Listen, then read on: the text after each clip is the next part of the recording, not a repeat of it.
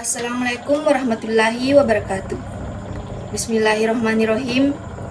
Alhamdulillah, segala puji bagi Allah yang maha penyayang, yang membalas doa hamba-hambanya apabila kita berdoa dan selalu mengingatnya. Puji dan syukur marilah kita panjatkan kepada Allah Subhanahu wa Ta'ala yang telah memberikan beribu-ribu nikmat. Tidak lupa salawat dan salam tercurahkan kepada Nabi Muhammad SAW, keluarganya beserta sahabat. Semoga kita semua mendapat syafaatnya dan mendapat petunjuk hingga hari kiamat nanti. Dalam kesempatan ini, saya akan menyampaikan ceramah yaitu Pemuda Islam Sejati. Pemuda Muslim, pemuda Islam adalah generasi penerus umat ini. Di tangan merekalah umat berharap agar mereka meneruskan tongkat estafet perjuangan para salafus salih radhiyallahu anhu. Pemuda Muslim diharapkan dari mereka untuk menggapai kejayaan umat, untuk mereka bisa meraih kembali kemuliaan kaum muslimin yang telah diraih oleh para solih-solih terdahulu.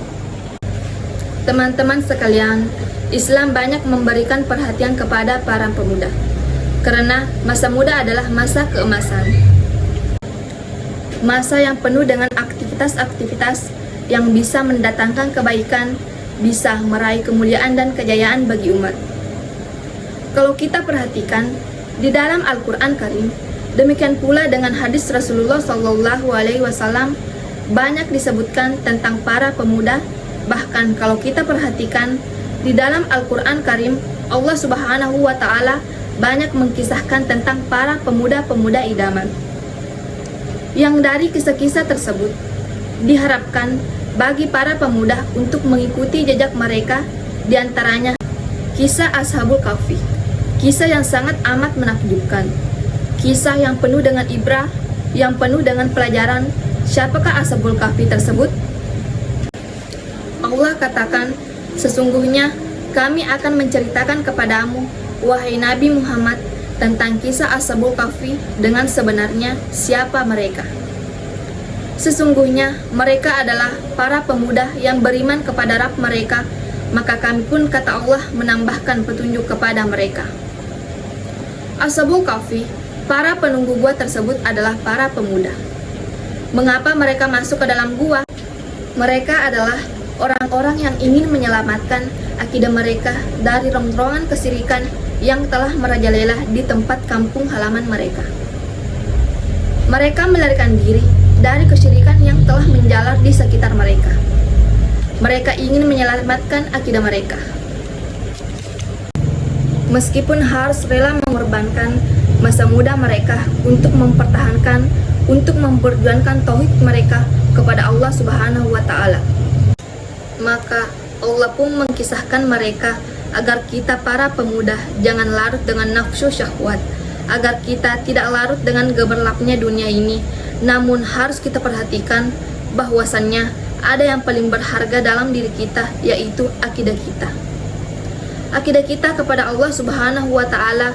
Para pemuda Ashabul Kahfi tersebut, mereka rela meninggalkan kampung halaman mereka, rela meninggalkan masa muda mereka untuk beribadah kepada Allah, untuk berjuang di jalan Allah Subhanahu wa Ta'ala. Oleh karena itu, marilah para pemuda kaum muslimin untuk kita kembali ke jalan Allah Subhanahu wa Ta'ala, untuk kita kembali memperjuangkan agama Allah Subhanahu wa Ta'ala, untuk kita kembali merebut kemuliaan, merebut kejayaan dari tangan orang-orang kafir yang telah menjajah kaum muslimin sejak berabad-abad lamanya. Demikian pula sebagaimana ketika Allah Subhanahu wa Ta'ala mengkisahkan tentang Nabi Al-Khalil Ibrahim alaihissalam, ketika beliau berjuang menegakkan kalimat tauhid la ilaha illallah. Beliau harus berhadapan dengan seorang raja yang sangat kafir, yang sangat zalim, berhadapan dengan kaum musyrikin di zamannya. Namun beliau tidak gentar. Beliau tetap teguh di atas pendiriannya. Bahkan beliau berani untuk menghancurkan berhala-berhala mereka. Kemudian Allah ceritakan kapan Nabi Ibrahim berjuang seperti itu. Allah mengkisahkan dalam ucapan mereka, kaum Nabi Ibrahim mengatakan, Dia adalah seorang pemuda yang disebut dengan Nabi Ibrahim alaihissalam. Itulah pemuda-pemuda idaman. Itulah figur-figur pemuda yang kita jadikan teladan untuk kita betul-betul meneliti jejak mereka dalam berjuang di atas agama Allah Subhanahu wa Ta'ala. Demikian pula Allah mengkisahkan Nabi Yusuf alaihissalam, bagaimana ketika beliau waktu muda beliau tidak melampiaskan hawa nafsunya. Beliau menjauhkan diri daripada gelapnya dunia yang fana ini. Ketika seorang ratu membujuk beliau, merayu beliau untuk berbuat kekejian, maka Nabi Yusuf alaihissalam menolaknya. Padahal beliau pada waktu itu adalah seorang emas, seorang pemuda pada masa-masa yang bergejolak nafsu syahwat. Namun beliau tahu bahwasannya itu semuanya akan meninggalkan hal-hal yang sangat amat dimurkahi oleh Allah Subhanahu wa Ta'ala. Allah berfirman, para wanita-wanita di kota itu mengatakan, seorang ratu ia membujuk anak mudanya. Seorang pemuda yaitu Nabi Yusuf alaihissalam. Inilah para pemuda yang meninggalkan nafsu syahwatnya demi Allah Subhanahu wa Ta'ala. Teman-teman sekalian, itulah figur-figur idaman yang selayaknya untuk kita teladani, yang telah Allah kisahkan dalam Al-Quran. Yang kisah mereka Allah abadikan sebagai bentuk pemulihan Allah kepada para pemuda tersebut. Kalau kita mau menjadi manusia yang mulia, maka wajib untuk kita mengikuti jejak mereka, berpegang teguh dengan agama Allah, berjuang di atas agama Allah Subhanahu wa Ta'ala.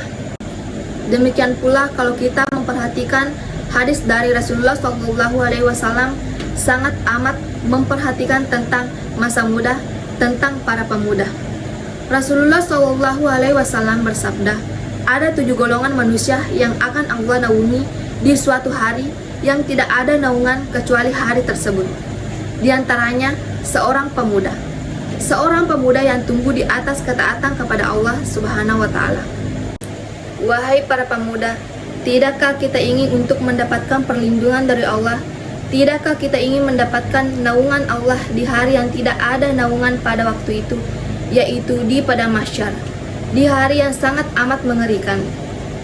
Kalau kita mau menjadi orang-orang dinaungi oleh Allah Subhanahu wa Ta'ala, maka marilah kita menjadi salah satu di antaranya, atau bahkan semuanya, yaitu di antaranya menjadi pemuda yang tumbuh di atas ketaatan kepada Allah Subhanahu wa Ta'ala. Rasulullah Shallallahu Alaihi Wasallam telah bersabda, tidak bergeser telapak kaki manusia pada hari kiamat dari sisi Allah Subhanahu wa Ta'ala sampai dia ditanya tentang 4 hal. Di antaranya kata Rasulullah Shallallahu Alaihi Wasallam tentang usianya, untuk apa dia gunakan usianya, dan tentang masa mudanya, untuk apa dia sia-siakan. Maka para muslimin dan musliman, sebelum penyesalan itu datang, na'udzubillah min dzalik, kewajiban kita betul-betul menggunakan masa yang penuh dengan kebaikan ini, masa yang penuh dengan power ini, masa keemasan ini, untuk kita beribadah kepada Allah, untuk kita mengikuti sunnahnya Rasulullah Sallallahu Alaihi Wasallam, untuk kita berjuang di atas agama Allah Subhanahu wa Ta'ala, agar kita betul-betul menjadi pemuda yang menjadi harapan agama kita, menjadi harapan masyarakat kaum muslimin. Seorang sahabat Rasulullah Shallallahu Alaihi Wasallam pernah bersabda, atau seorang sahabat Rasulullah Shallallahu Alaihi Wasallam yang bernama Abdullah bin Mas'ud radhiyallahu anhu pernah berkata, kita dahulu pernah berjuang, berperang, berjihad bersama Rasulullah Shallallahu Alaihi Wasallam, dan kami pada waktu itu masih masa muda. Maka sekali lagi teman-teman sekalian, marilah kita ikuti jejak mereka, para pemuda-pemuda idaman, untuk kita beribadah kepada Allah, mentauhidkan Allah, untuk kita berjuang di jalan Allah Subhanahu wa Ta'ala, menggapai kemuliaan, kejayaan di dunia maupun di akhirat. Semoga Allah Subhanahu wa Ta'ala menjadikan kita para pemuda-pemuda yang bermanfaat bagi agama, masyarakat, dan negara kita. Dari kalimat yang telah terucap dan kita dengarkan bersama-sama, semoga apa yang telah saya sampaikan dapat bermanfaat bagi kita semua. Sebuah tutur kata, kadang terdapat sebuah kesalahan. Kesalahan datang karena saya seorang manusia yang penuh dosa. Sedangkan hal-hal yang benar berasal dari Allah Subhanahu wa Ta'ala. Dengan demikian, saya mohon maaf sebesar-besarnya. Wassalamualaikum warahmatullahi wabarakatuh.